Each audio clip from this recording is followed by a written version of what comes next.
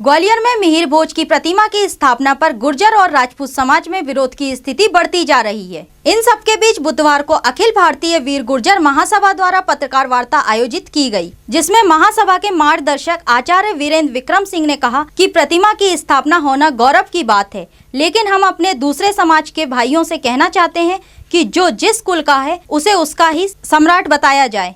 परिहार 13वीं शताब्दी के बाद के हैं, उससे पहले के प्रमाण दो, क्योंकि 6वीं शताब्दी से 13वीं शताब्दी तक गुर्जर काल था कि वहाँ गुर्जर शब्द का रेशियल सिग्निफिकेंट है। वहाँ गुर्जर शब्द का जो प्रयोग है वो जाति के लिए किया गया, ये सबने स्वीकार किया।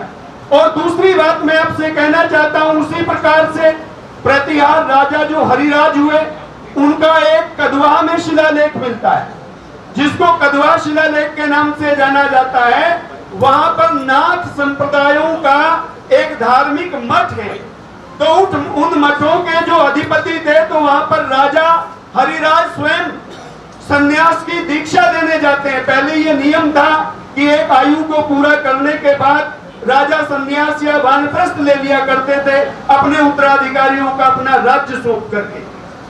तो इस प्रकार से हरिराज जब वहां दीक्षा लेने गए तो उन्होंने वहां के महंत के सामने जो सदाशिव थे घोषणा की कि मैं गुर्जर जाति का राजा हरिराज हूं। और वहां एक शब्द का प्रयोग संस्कृत में कहा, गर्जद गुर्जर मेघचंड। वो कहते हैं कि मेघ के समान गरजने वाली जो गुर्जर जाति है वो मेरी जाति है और मैं प्रतिहार वंश का राजा हूं।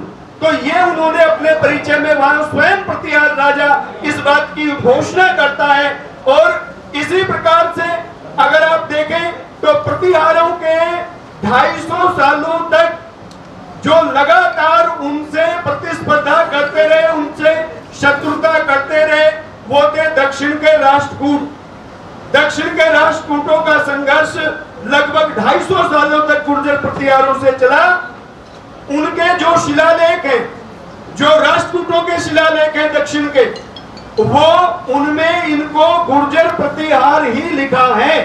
उन्होंने इनको सीधे गुर्जर कहकर के संबोधित किया है, जिसमें करहार का शिलालेख है, जिसके अंदर जो है देवली का शिलालेख है, राधनपुर का शिलालेख है, नीलगुंड का शिलालेख है। इन सारे शिलालेखों में राष्ट्रकूटों ने इन गुर्जर प्रतिहारों को सीधे गुर्जर कहकर के संबोधित किया है। और इसी प्रकार से बंगाल के अंदर पाल वंश था उस समय पर, पालों से भी इनका संघर्ष लंबे समय तक चला। तो पाल शासकों ने भी इनको गुर्जर कहकर के ही संबोधित किया। ग्वालियर के अंदर जो है ये प्रतिमा की स्थापना होना ये बड़े गौरव की बात है। और निश्चित तौर पर हमारा यही प्रयास है कि कुछ थोड़ी बहुत जो भ्रांति क्रिएट हुई है, तो वो भी हमारे भाई हैं, सब उनका भी बड़ा योगदान है हर चीज़ों में। पर हम यही कहते हैं कि जो ऐतिहासिक तथ्य हैं उनको ठीक प्रकार से समझा जाए और समझ करके जो गलतफहमी है उनको दूर किया जाए। जो जिस वंश का, जिस कुल का सम्राट है, उसको उसी वंश और कुल का बताया जाए। लेकिन वो तो ये दावा करते हैं, हिस्ट्री में प्रमाण देते हैं कि प्रतिहार यानी परिहार वंश, वो उस तरीके से हिस्ट्री तो उल्लेख करा है। जो परिहार हैं, मैं वही कहा कि वो 13वीं शताब्दी के बाद के हैं, उससे पहले प्रमाण दो ना। जब मिहिर भोज शासक थे उस समय के तो प्रमाण दो ना। उस समय के प्रमाण तो सारे गुर्जरों के हैं। हम तो यही तो कह रहे कि 13वीं शताब्दी तक, 6वीं शताब्दी से लेकर के 13वीं शताब्दी तक ये गुर्जर काल है। इसमें जितने भी शासक थे ये गुर्जर थे।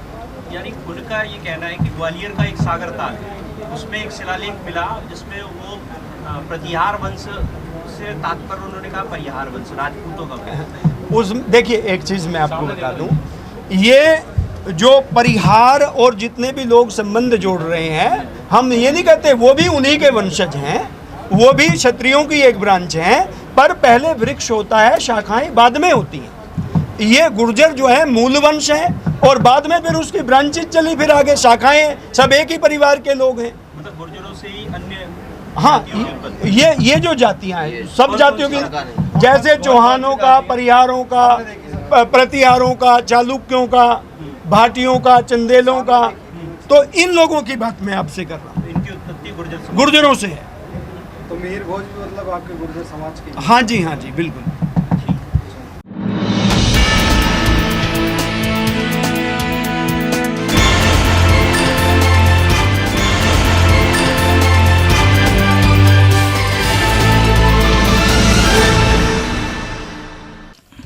हमारी अपडेट खबरें देखने के लिए YouTube पर हमारे चैनल को सब्सक्राइब और बेल आइकन को दबाना ना भूलें। हमारी अपडेट खबरें देखने के लिए YouTube पर हमारे चैनल को सब्सक्राइब और बेल आइकन को दबाना ना भूलें।